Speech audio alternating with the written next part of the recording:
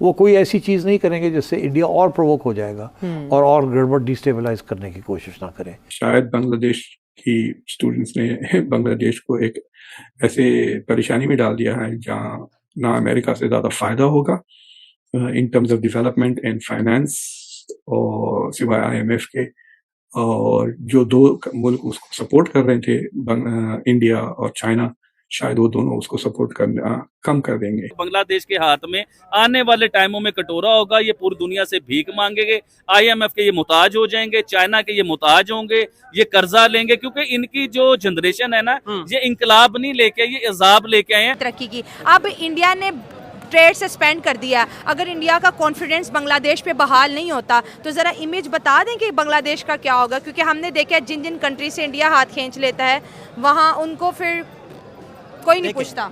नमस्कार दोस्तों, जय हिंद। दोस्तों, पाक मीडिया का मानना है कि बांग्लादेश के स्टूडेंट ने प्रोटेस्ट करके शेख हसीना को हटा के बहुत बड़ी गलती कर दी है। बहुत जल्दी बांग्लादेश के हाथ में भीख का कटोरा होगा और वो भारत से दोबारा से भीख मांग रहा होगा। बिना भारत के बांग्लादेश का सर्वाइव बहुत मुश्किल है, क्योंकि खाने पीने की अधिकतर चीज़ें भारत से ही जाती है और बहुत सस्ती जाती है। चाइना और भारत को मिला के $18 बिलियन का इन्वेस्टमेंट है। इतना बड़ा पैसा अमेरिका कभी नहीं लगाएगा और बहुत जल्दी बांग्लादेश के लोगों को पता चल जाएगा कि उन्होंने कितनी बड़ी गलती कर दी है।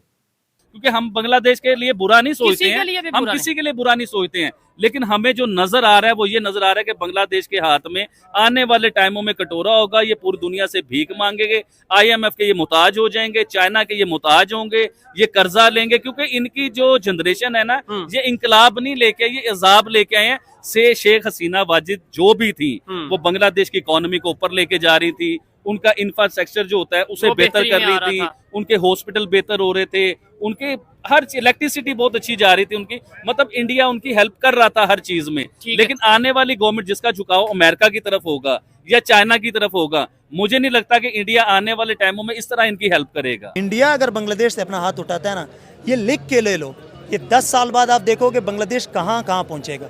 आज बांग्लादेश पे कोई 1 रुपया कर्जा नहीं है कि डॉक्टर यूनुस आया हुआ है, ठीक है, आप वो एक नोबेल प्राइज विनर है, लेकिन हर बंदा अब क्या पता वो हुकूमत चला सकता है कि नहीं। सही बात है। अगर मैं टीचर हूँ, मुझे कोई कहे कि आप जाएं मीडिया के मतलब जर्नलिस्ट बन जाएं, तो ये तो नहीं, वो उसका रोल है, वो अच्छा प्ले कर सकते हैं ना।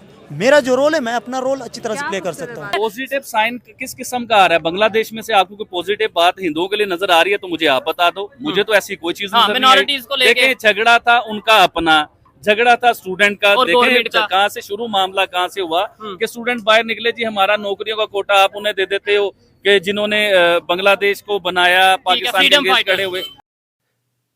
दोस्तों, विशेषज्ञों का मानना है कि बांग्लादेश ने बहुत बड़ी गलती कर दी है, इतनी बड़ी कि जो मालदीव ने भी नहीं करी थी।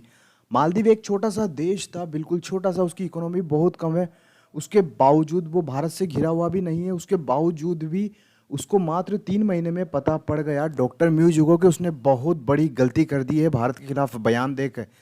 ऐसे में बांग्लादेश जो लगभग 18 करोड़ हैं और अधिकतर गरीब लोग हैं और चारों तरफ, तीनों तरफ से भारत से घिरा हुआ है, उनकी इकोनॉमिक वैसी भी नहीं है कि वहाँ पर बहुत ज़्यादा, हालांकि शेख हसीना बहुत अच्छा कर रही थी, ऐसे में वो पूरी तरह से भारत के ऊपर ही डिपेंडेंट है हर तरह से। ठीक है, वो अपना राइस उत्पादन अच्छा कर लेते हैं, चाय का कुछ कर लेते हैं, लेकिन जो बेसिक चीज़ें होती है खाने पीने की वो भारत से ही जाती है। प्याज, लहसुन, मसाले वगैरह और आटा, गेहूँ वगैरह, क्योंकि गेहूँ बांग्लादेश में इतना अच्छा नहीं होता, जगह भी नहीं है, केवल वहाँ चावल ही अच्छा होता है। ऐसे में बांग्लादेश ने बहुत बड़ी गलती कर दी है। एक टाइम में नेपाल ने भी थोड़ा करने की कोशिश करी थी, भारत ने उसको बहुत जल्दी उस पर लेकर आ गया था। श्रीलंका में भयानक भारत के खिलाफ आंदोलन चले थे कि भारत ये कर रहा, वो कर रहा। मात्र 3 महीने या 2 महीने में श्रीलंका के लोगों को पता पड़ गया कि चाइना हमारा उतनी मदद नहीं कर सकता जितना भारत कर सकता है। चाइना पैसा दे सकता, बांग्लादेश में चाइना पैसा दे सकता, लेकिन खाने पीने की चीज़ें चाइना नहीं दे सकता। बहुत दूर है चाइना, उसको अगर एक 10 रुपये की चीज़ भी लेकर आना पड़ेगा बांग्लादेश में घुमा के, तो वो चीज़ 100 रुपये की हो जाएगी या 60-70 रुपये की हो जाएगी। इतना दूर है बांग्लादेश। ऐसे में भारत को अपने पूरे कार्ड खेलना चाहिए। बिल्कुल भी भारत को इस वक्त बांग्लादेश को फ्री हैंड नहीं देना चाहिए कि हम वापस से रिश्ते अच्छे करना चाहते हैं, ये करना चाहते हैं। इन्होंने जो भारत के साथ किया उसका अच्छा इन्हें सबक सिखाना चाहिए और बांग्लादेश के लोगों को इस बार फाइनल एहसास करवा देना चाहिए कि भारत क्या चीज़ है। कई बार कई देशों के लोगों को ये गलतफहमी हो जाती है कि वो कुछ पावर हैं, वो न्यूट्रल भी चल सकते हैं, ये भी चल सकते हैं। न्यूट्रल केवल एक पावरफुल देश ही चल सकता है। कई देश है जो न्यूट्रल नहीं चल सकते, बांग्लादेश भी न्यूट्रल नहीं चल सकता। अभी नजम सेठी साहब बोल रहे थे कि अब बांग्लादेश ऐसी पॉलिसी रखेगा कि जिसमें भारत और पाकिस्तान को बराबर तोलेगा। कैसे तोलेगा?